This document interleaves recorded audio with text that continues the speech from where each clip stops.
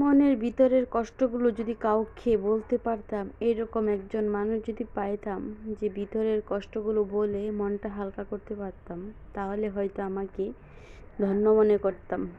আসসালামু আলাইকুম, সবাই কেমন আছেন? আলহামদুলিল্লাহ, আমি অনেক ভালো আছি। আজকে দেখাবো সকালবেলা আমরা কাঁঠালের বিচি ভর্তা করে ভাত খেয়েছি।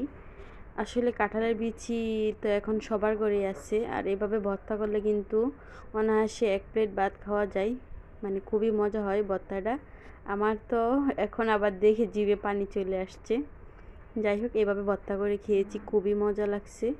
তে আগে বিচিগুলো ভেজে তারপর হচ্ছে শুকনো মরিচ টাইলা আর হচ্ছে একটা পেঁয়াজ হালকা টালা দিব, দিয়ে শিলপাটায় ভর্তাটা বানালে আসলে অনেক মজা হয়।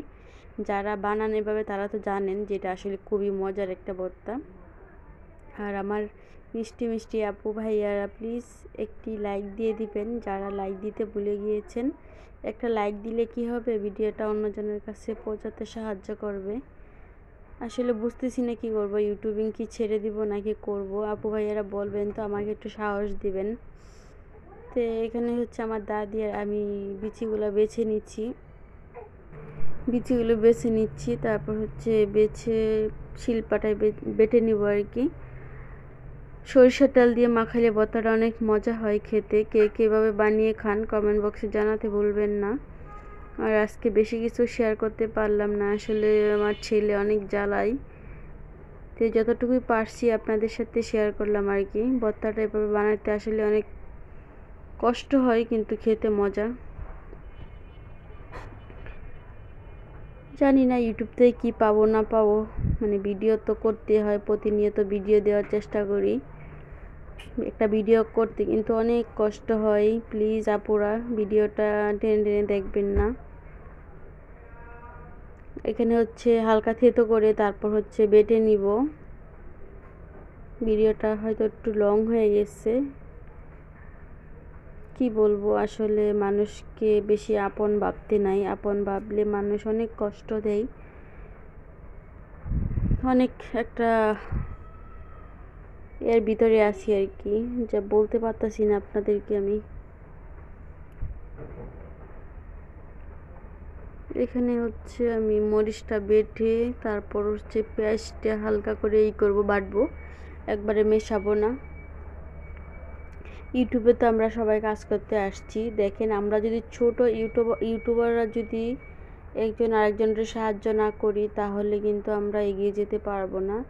আর ছোট ইউটিউবাররা কিন্তু দেখবেন মানে কমেন্টটা করেই চলে যায়। প্লিজ আপু ভাইয়ারা রাগ করবেন না, আর এরকম কেউ করবেন না, কারণ দুইজনের চ্যানেলেরই ক্ষতি হয়।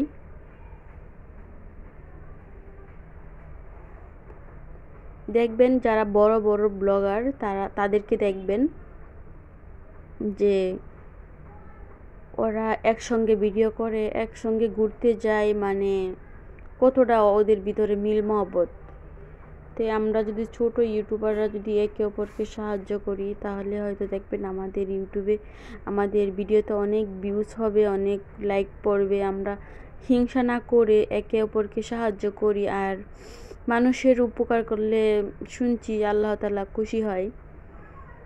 তে ভর্তা দিয়ে ভাত খেয়ে নিচ্ছি সকালবেলা, আসলে কিছু নেই, তে কাঁঠালের বিচি দিয়ে ভর্তা দিয়ে ভাত খেয়ে নিলাম। আর দুপুরে রান্না করব হচ্ছে গরুর মাংস, লাউ রান্না করব। ছেলের জন্য কিছু করতে পারি না, আর ছেলে ইদানিং একটু বড় হচ্ছে তো, আর জ্বালাই, বেশি মাত্রা জ্বালাই। তা আমার ছেলের জন্য কিন্তু সবাই দোয়া করবেন।